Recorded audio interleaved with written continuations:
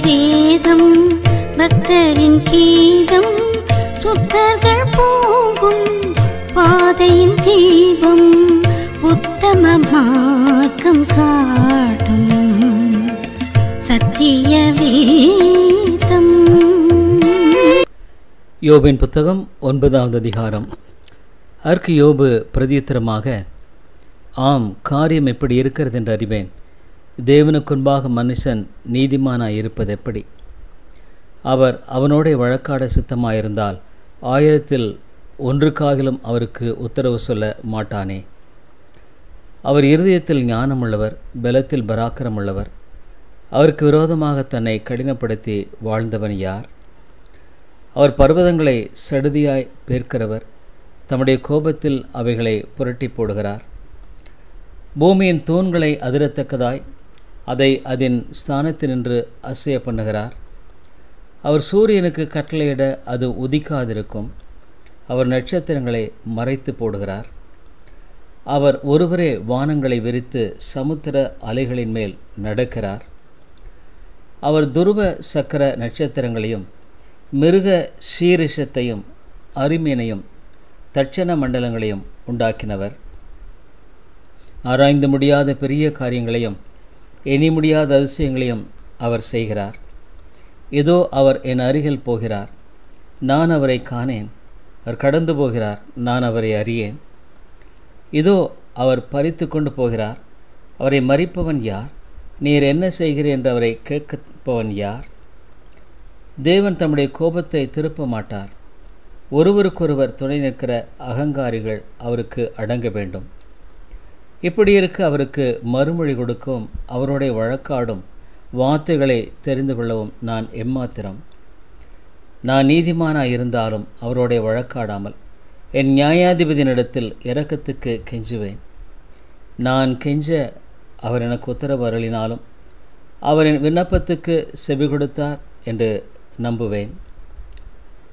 அவர் புசலினால் என்னை முறிக்கிறார், முகாந்திரமில்லாமல் அநேகம் காரியங்களை எனக்கு உண்டாக்குகிறார். நான் மூச்சு விட எனக்கு இடங்கொடாமல் கசப்பினால் என்னை நிரப்புகிறார். பலத்தை பார்த்தால் அவரே பலத்தவர், நியாயத்தை பார்த்தால் என் பட்சத்தில் சாட்சி சொல்லுகிறவன் யார்? நான் என்னை நீதிமானாக்கினாலும் என் வாயை என்னை குற்றவாளியாக்கும். நான் உத்தமன் என்று சொன்னாலும் நான் மாறுபாடானவன் என்று அது சாட்சி கொடுக்கும். நான் உத்தமன் என்றாலும் என் உள்ளத்தை நான் அறியேன், என் ஜீவனை அரோசிப்பேன். ஒரு காரியம் உண்டு, அதை சொல்லுகிறேன், சன்மார்க்கனையும் துன்மார்க்கனையும் அவர் அழிக்கிறார்.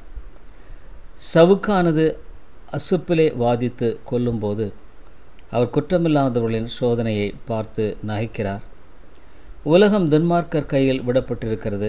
அதில் இருக்கிற நியாயாதிபதிகளின் முகத்தை மூடி போடுகிறார். அவர் இதை செய்கிறதில்லை என்றால் பின்ன யார் இதை செய்கிறார்? என் நாட்கள் அஞ்சற்காரர் ஓட்டத்திலும் தீவிரமாயிருக்கிறது. அவைகள் நன்மையை காணாமல் பறந்து போம். அவைகள் வேகமாய் ஓடுகிற கப்பல்களைப் போலவும் இரையின் மேல் பாய்கிற கழுகைப் போலும் கடந்து போகிறது. என் அங்கலாய்ப்பை நான் மறந்து என் முகத்தின் துக்கத்தை மாற்றி திடன் கொள்வேன் என்று சொன்னால் என் வருத்தங்களை பற்றி பயமாயிருக்கிறேன். என்னை குற்றமில்லாதவனாக எண்ண மாட்டீர் என்று அறிவேன். நான் பொல்லாதவனாய் இருந்தால் விருதாவாய் போராட வேண்டியதென்ன? நான் உறைந்த மழை தண்ணீரில் மூழ்கி என் கைகளை சவுக்காரத்தினால் சுத்தம் பண்ணினாலும் நீர் என்னை சேற்று பள்ளத்திலே அமிழ்த்துவீர். அப்பொழுது என் வஸ்திரமே என்னை அருவருக்கும்.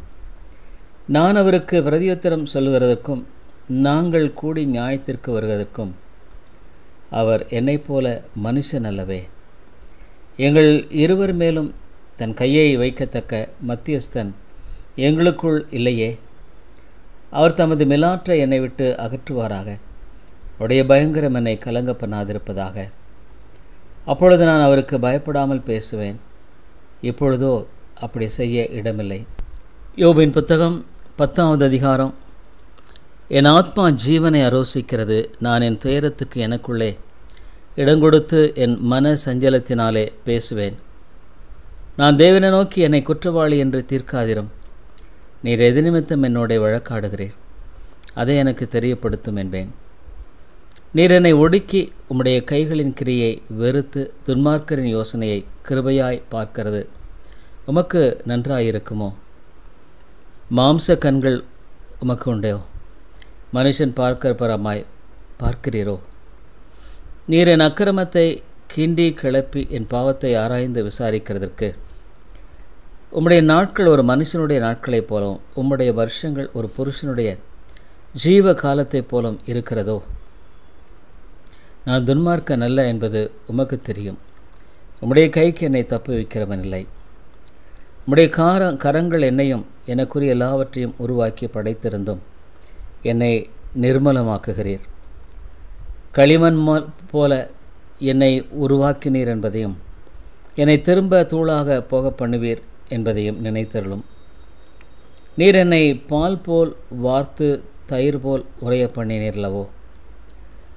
தோலையும் சதையும் எனக்கு தரித்து எலும்புகளாலும் நரம்புகளாலும் என்னை இசைத்தீர். எனக்கு ஜீவனை தந்ததும் அல்லாமல் தயவையும் எனக்கு பாராட்டினீர். உம்முடைய பராமரிப்பு என் ஆவியை காப்பாற்றினது. இவைகள் உம்முடைய உள்ளத்தில் மறைந்திருந்தாலும் இது உமக்குள் இருக்கிறது என்று அறிவேன். நான் பாவம் செய்தால் அதை நீர் என்னிடத்தில் விசாரித்து என் அக்கிரமத்தை என்மேல் சுமத்தாமல் விடீர். நான் துன்மார்க்கனாயிருந்தால் எனக்கு ஐயோ! நான் நீதிமானாயிருந்தாலும் என் தலையை நான் எடுக்க மாட்டேன். அவமானத்தால் நிரப்பப்பட்டேன். நீர் என் சிறுமையை பார்த்தருளும், அது அதிகரிக்கிறது. சிங்கத்தைப் போல என்னை வேட்டையாடி எனக்கு விரோதமாய் உமது அதிசய வல்லமை விளங்க பண்ணுகிறேன். நீர் உம்முடைய சாட்சிகளை எனக்கு விரோதமாய் இரட்டிக்க பண்ணுகிறேன். என்மேல் உம்முடைய கோபத்தை அதிகரிக்க பண்ணுகிறேன். போராட்டத்தின் மேல் போராட்டம் அதிகரிக்கிறது. நீர் என்னை கற்பத்திலிருந்து புறப்பட பண்ணினது என்ன? ஒரு கண்ணும் என்னை காணாதபடி நான் அப்பொழுதே ஜீவித்து போனால் நலமாமே.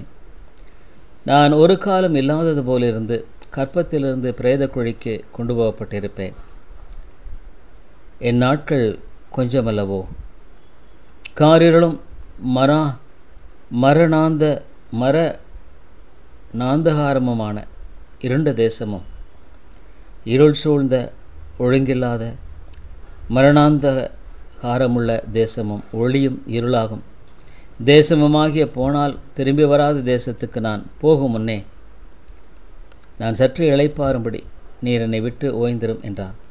யோபின் புத்தகம் 11வது அதிகாரம். அப்பொழுது நாகமாத்தியனாகிய சோப்பார் பிரதியுத்தரமாக, ஏராளமான வார்த்தைகளுக்கு உத்தரவு சொல்ல வேண்டாமோ?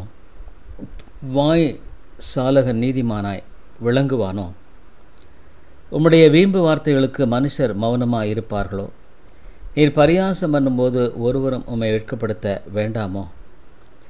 என் சொல் சுத்தம் என்றும் நான் தேவருடைய பார்வைக்கு துப்புரவானவன் என்றும் நீர் சொல்லுகிறீர்.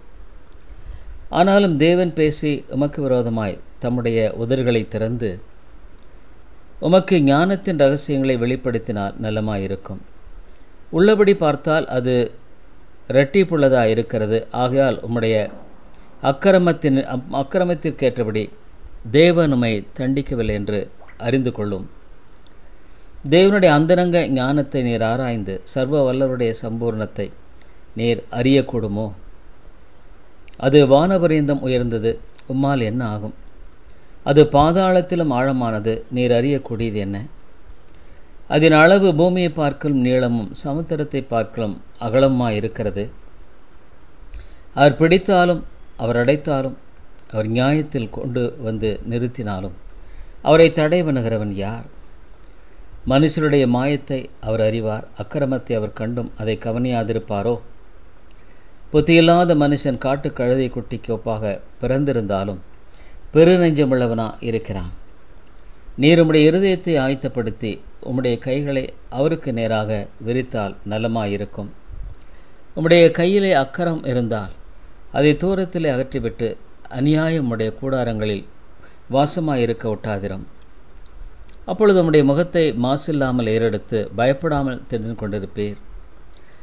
அப்பொழுது இந்த வருத்தத்தை மறந்து கடந்து போன தண்ணீரைப் போல அதை நினைப்பீர். அப்பொழுது உம்முடைய ஆயுசு காலம் பட்ட பகலை பார்க்கலும் பிரகாசமாயிருக்கும். இருளடைந்த நீர் விடியற்காலத்தை போலிருப்பீர்.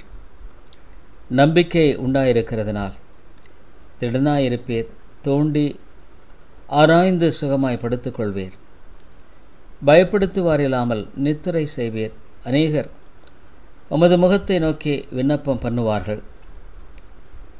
துன்மார்க்கருடைய கண்கள் பூத்து போய் அவர்கள் அடைக்கலம் அவர்களை விட்டொழிந்து அவர் நம்பிக்கை சாகிறவன் சுவாசம் போல் அழிந்து போகும் என்றான். சத்திய வேதம் பக்தரின் கீதம், சுத்தர்கள் போகும் பாதையின் தீபம், உத்தம மார்க்கம் காண